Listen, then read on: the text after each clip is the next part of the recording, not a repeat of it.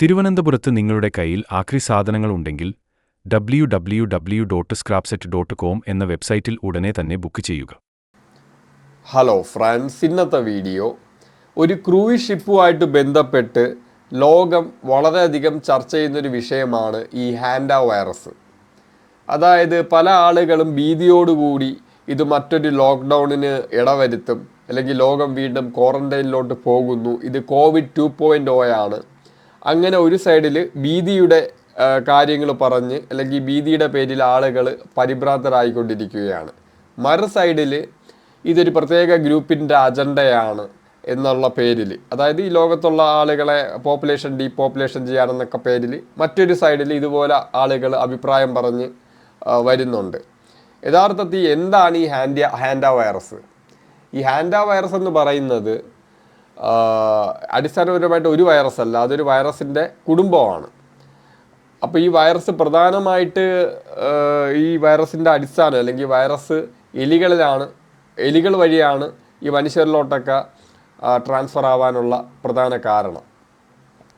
അതായത് ഇപ്പോൾ എലികളുള്ള സ്ഥലങ്ങളിൽ ഇപ്പോൾ എലികളുടെ കാഷ്ടം, അതിൻ്റെ വേസ്റ്റുകളോ അതിൻ്റെ ഉമിനീര്, അപ്പോൾ അതൊക്കെ ഉണങ്ങി വായുവിലോട്ട് കലരാൻ പറ്റും. അപ്പോൾ അതുവഴി ഈ ഹാൻഡ വൈറസ് മനുഷ്യരിലേക്ക് പകരാൻ സാധിക്കും.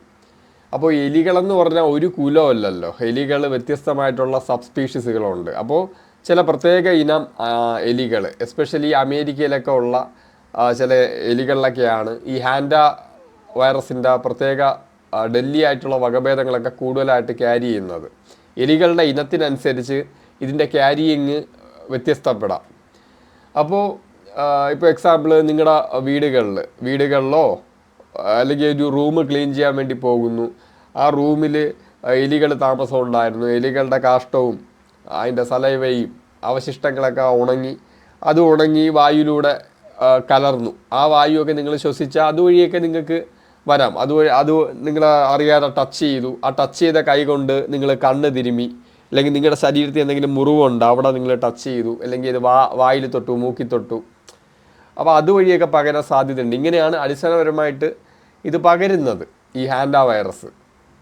അപ്പോൾ ഈ ഹാൻഡ വൈറസ് എന്ന് പറയുന്നത് എന്തോ പുതിയതായിട്ട് പൊട്ടിപ്പുറപ്പെട്ട ഒരു സാധനമൊന്നുമല്ല, അതൊക്കെ പണ്ട് മുതലേ ഉണ്ട്. അതായത് മനുഷ്യർ ഹണ്ടർ ഗ്യാദറായിട്ട് ജീവിച്ചിരുന്ന കാലഘട്ടം മുതലേ ഈ വൈറസിൻ്റെ പല വകഭേദങ്ങളും ഉണ്ടായിരുന്നു. അപ്പോൾ ഹണ്ടർ ഗ്യാദർ മനുഷ്യർക്കൊക്കെ ഇത് പിടിച്ചിരുന്നോ, അല്ലെങ്കിൽ അവരെങ്ങനെ അതിജീവിച്ചു? ഹണ്ടർ ഗ്യാദർ മനുഷ്യർ ഇതുപോലെ ഒത്തുകൂടിയല്ല ജീവിച്ചിരുന്നത്, അവർ പല ഗോത്രങ്ങളായിട്ടാണ് ജീവിച്ചിരുന്നത്. ഒരു ഗോത്രം മറ്റൊരു ഗോത്രത്തെ കണ്ട ആക്രമിക്കുക എന്നതായിരുന്നു അവരുടെ സ്വഭാവം. അങ്ങനെയാണ് ഗോത്ര സ്വഭാവം. അതുകൊണ്ട് തന്നെ രണ്ട് ഗോത്രങ്ങൾ ഒരിക്കലും കൂടിക്കലരത്തില്ല. അവിടെ നടക്കുന്നത് ഒരു ഗോത്രം മറ്റൊരു ഗോത്രത്തെ കീഴടങ്ങിയവരെ അവർ അടിമകളാക്കി മാറ്റുക, അതൊക്കെയായിരുന്നു പണ്ട് പണ്ട് കാലങ്ങളിൽ. അപ്പോൾ അതുകൊണ്ട് തന്നെ ഇത്രയും പോപ്പുലേഷൻ ഇല്ല, ഗോത്രങ്ങൾ പല സ്ഥലങ്ങളിൽ താമസിക്കുന്നു. അതുകൊണ്ട് തന്നെ ഇപ്പോൾ ഒരു ഗ്രൂപ്പ് ഓഫ് ആളുകൾക്ക് ഇപ്പോൾ അവർ ഫോറസ്റ്റിൽ കൂടെയൊക്കെ നടക്കുമ്പോൾ ഇപ്പോൾ എലികളുടെ അവശിഷ്ടങ്ങൾ തൊട്ട് അത് വായിൽ കണ്ണിലൊക്കെ വെച്ച്, ഇപ്പോൾ ഹാൻഡ വൈറസ് കാരണം ഒരു ഗോത്രത്തിലുള്ള ആളുകൾക്ക് ഇൻഫെക്റ്റഡ് ആയാലും ഗോത്രങ്ങൾ തമ്മിൽ കൂടിക്കലരാത്തതുകൊണ്ട് തന്നെ ഒരു ഗോത്രത്തിൽ ഇൻഫെക്റ്റഡായി അവർ അങ്ങ് ഇല്ലാതാവുകയാണ് ചെയ്യുന്നത്. അപ്പോൾ ബാക്കിയുള്ളവർ തുടരും. പക്ഷേ ഇന്നത്തെ മോഡേൺ ഹ്യൂമൻസ് എന്ന് പറഞ്ഞാൽ എന്താണ്? ഈ ലോകം മൊത്തം, ഈ യൂറോപ്യൻസ് ലോകം മൊത്തം ചെന്ന് കയറി ശേഷം ലോകം മൊത്തം ഈ ഗ്ലോബലിസം വന്നല്ലോ, ലോകം മൊത്തം ഒന്നിച്ച്.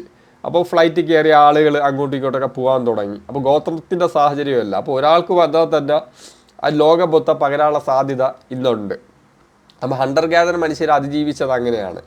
രണ്ടാമത്തെ കാര്യം, അവർക്ക് ചാൻസ് കുറവായിരുന്നു. കാരണം എലികൾ അവരിങ്ങനെ നിരന്തരം ഭക്ഷണം തേടി നടക്കുമല്ലോ. ഈ കൃഷി കണ്ടുപിടിച്ച ശേഷമാണ് ഈ ഹാൻഡ വൈറസൊക്കെ മനുഷ്യന് കൂടുതൽ ഇൻഫെക്റ്റഡ് ആവാൻ തുടങ്ങിയത്. കൃഷി കണ്ടുപിടിച്ച ശേഷം അരിയും ധാന്യങ്ങളൊക്കെ ഒരു സ്ഥലത്ത് കൂട്ടി വയ്ക്കുമ്പോൾ അത് എലികൾക്ക് വന്ന് ചേരാനുള്ള ഒരു ഹബ്ബായിട്ട് മാറി. അപ്പോൾ സ്വാഭാവികമായിട്ട് എലികൾ ആ അരി തിന്നാൻ വേണ്ടി ആ പ്രദേശത്ത് കൂടുവയ്ക്കുകയും അപ്പോഴാണ് ഈ മനുഷ്യർക്ക് കൂടുതലായിട്ട് ഈ ഹാൻഡ വൈറസ് ഇൻഫെക്ഷനൊക്കെ വന്നു തുടങ്ങുക കൃഷിയുടെ കണ്ടുപിടുത്തത്തിന് ശേഷം. അതുകൊണ്ട് തന്നെ ഈ COVID-19 ആയിട്ട് ഹാൻഡ വൈറസിനെ കമ്പയർ ചെയ്യുന്നത് ഒരു വാസ്തവ വിരുദ്ധമാണ്. ഈ COVID-19 വന്നു കഴിഞ്ഞാൽ അത് നല്ല പ്രായമായിട്ടുള്ള ആളുകൾക്കോ ഇമ്മ്യൂണിറ്റി ദുർബലമായിട്ടുള്ള ആളുകൾ അല്ലെങ്കിൽ നിലവിൽ എന്തെങ്കിലും രോഗാവസ്ഥ ഉള്ള ആളുകൾക്കൊക്കെയാണ് ഈ കോവിഡ് വന്നു കഴിഞ്ഞാൽ സീരിയസ് ആവുന്നത്. ഇപ്പോൾ അല്ലാതെ ഹെൽത്തി ആയിട്ടുള്ള പല ആളുകൾക്കും ഇത് അറിയാൻ പോലും പറ്റത്തില്ല. കാരണം അവർക്ക് വന്നെന്ന് പോലും അറിയാൻ പറ്റത്തില്ല. അതാണ് കൊറോണ എന്ന് പറയുന്നത്. ചില ആളുകൾക്ക് മാത്രമേ സിംറ്റംസ് പോലും വരുള്ളൂ. മരണസാധ്യത കൂടുതൽ ഓൾഡ് ഏജ് പോപ്പുലേഷനിലൊക്കെയാണ് വരുന്നത്. അതേസമയം ഈ ഹാൻഡ വൈറസ് അതുപോലെയല്ല. ഇതിൽ മരണസാധ്യത വളരെ ഉയർന്നതാണ്. ഇതിനെ പൂർണ്ണമായിട്ട് തുടച്ചു നീക്കാനുള്ള വാക്സിൻ ഒന്നും അങ്ങനെ കണ്ടെത്തിയിട്ടില്ല. അതുകൊണ്ടാണ് മരണസാധ്യത വളരെ കൂടുതൽ. അപ്പോൾ ഇതിൻ്റെ ചികിത്സയെന്ന് പറഞ്ഞാൽ ഒരു 50% മരണസാധ്യത ഉണ്ടെന്ന് വേണമെങ്കിൽ നമുക്ക് പറയാം. 50% സർവൈവൽ ചാൻസ് ഉള്ളൂ. അപ്പോൾ ഈ 50% എങ്ങനെയാണ് സർവൈവ് ചെയ്യുന്നത്? അത് മെഡിക്കൽ, ഇപ്പോൾ ICU, ഓക്സിജൻ, മോഡേൺ ട്രീറ്റ്മെൻ്റ് ഒക്കെ തന്ന് നമ്മുടെ ഇമ്മ്യൂണിറ്റി തന്നെയാണ് ഈ വൈറസിനെതിരെ പോരാടുന്നത്, ഹാൻഡ വൈറസ്. അപ്പോൾ നമ്മുടെ ഇമ്മ്യൂണിറ്റിക്ക് പോരാടാനുള്ള ഒരു സൗകര്യം ഒരുക്കി കൊടുക്കുന്ന ഒരു ചികിത്സയെ നിലവിലുള്ളൂ.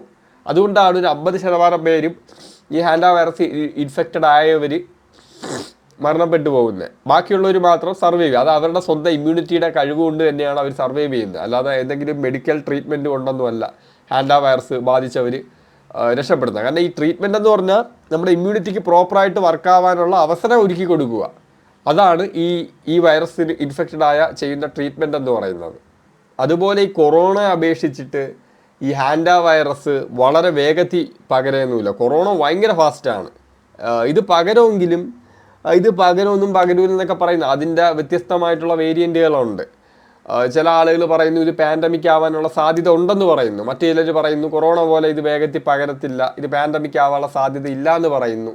അറിയത്തില്ല, പച്ചയ്ക്ക് പറഞ്ഞാൽ അറിയത്തില്ല. ഇങ്ങനെ ഒരുപാട് ചർച്ചകൾ നടപ്പുണ്ട്. അപ്പോൾ ഏതെങ്കിലും ഒരു കൂട്ടർ പറയുന്നത് എടുത്തിട്ട് നമുക്ക് അതാണ് ശരിയെന്ന് പറയാൻ പറ്റത്തില്ലല്ലോ. അപ്പോൾ അതുകൊണ്ട് തന്നെ ഇത് കൊറോണ പോലെ അല്ല, വളരെ വ്യത്യസ്തമായിട്ടുള്ള ഒരു വൈറസാണ് ഈ ഹാൻഡ വൈറസ്. അതിന് കൊറോണ ആയിട്ട് കമ്പയർ ചെയ്യരുത്. ഇത് ഡെല്ലിയാണ്. ഇത് വന്നു കഴിഞ്ഞാൽ വളരെ ദുർബലമായ രോഗപ്രതിരോധ ശേഷിയൊക്കെ ഉള്ള ആളുകൾക്ക് ഒന്നും ചെയ്യാൻ പറ്റത്തില്ല. അവർ മരണത്തിന് കീഴടങ്ങിയേ പറ്റുള്ളൂ. പിന്നെ കുറച്ച് മെച്ചപ്പെട്ട ഇമ്മ്യൂണിറ്റിയൊക്കെ ഉള്ള ആളുകൾക്ക് ട്രീറ്റ്മെൻറ്റ് കൂടെയൊക്കെ കൊടുത്താൽ അവരുടെ ഇമ്മ്യൂണിറ്റി തന്നെ അതിനെ ഫൈറ്റ് ചെയ്ത് പരാജയപ്പെടുത്താൻ സാധ്യമാണ്. ഇതിൻ്റെ സിംറ്റംസൊക്കെ വളരെ പവർഫുള്ളായിട്ടുള്ള സിംറ്റംസാണ്. കൊറോണ പോലെ ഈ മൈന്യൂട്ട് സിംറ്റംസ് ഒന്നുമല്ല, ഈ ചെറിയ ജലദോഷമോ അങ്ങനെയൊന്നുമല്ല. അതാണ് തിരിച്ചറിയേണ്ടത്. അതുകൊണ്ട് തന്നെ ഇത് ഇപ്പോൾ പേടിക്കേണ്ടെന്ന് പറയും. ഇപ്പോൾ ഈ ഹാൻഡ വൈറസിൻ്റെ എന്തെങ്കിലും പുതിയൊരു വേരിയൻ്റ് ആണോ ഇനി മ്യൂട്ടേറ്റഡ് ആയിട്ട്? ഇപ്പോൾ കൊറോണയ്ക്ക് ശേഷം ഒമിക്രോൺ വന്നല്ലോ, അതുപോലെ ഹാൻഡ വൈറസിൻ്റെ ഒരു കുറച്ചുകൂടെ ഡെല്ലി ആയിട്ടുള്ള ഒരു വേരിയൻ്റ് പരിണമിച്ചിട്ടാണോ ഇപ്പോൾ നിലവിൽ വന്നത്? അത് കൊറോണ പോലെ ആയിരിക്കുമോ പ്രവർത്തിക്കുന്നത്? ഒന്നും അറിയത്തില്ല.